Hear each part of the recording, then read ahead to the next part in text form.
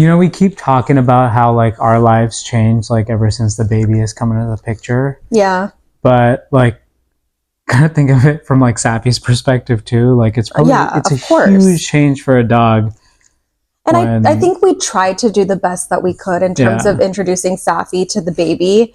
I mean, we did everything that we could. And I think the one thing that we decided to do is to make sure we still show her the same amount of love that we've always shown her. Yeah. You know? Yeah. And I think that, like, say initially when before we brought him home, a couple of days before, we like took his blanket, brought it home, had Sapphie smell it, sleep with it, kind of get to know it. And get her used to the smell. Yeah, get her used to the smell. Yeah. And then I remember the first day we brought him, and then Sapphie was going crazy. She was so excited. Just wanted to lick him from head to toe.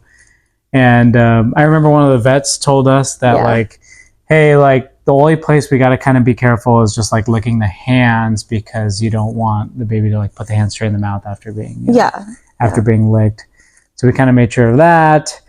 I feel like the one thing that I'm so glad that we did is we try to really make her part of every experience. Yeah. Like we took her on walks with baby. We still do.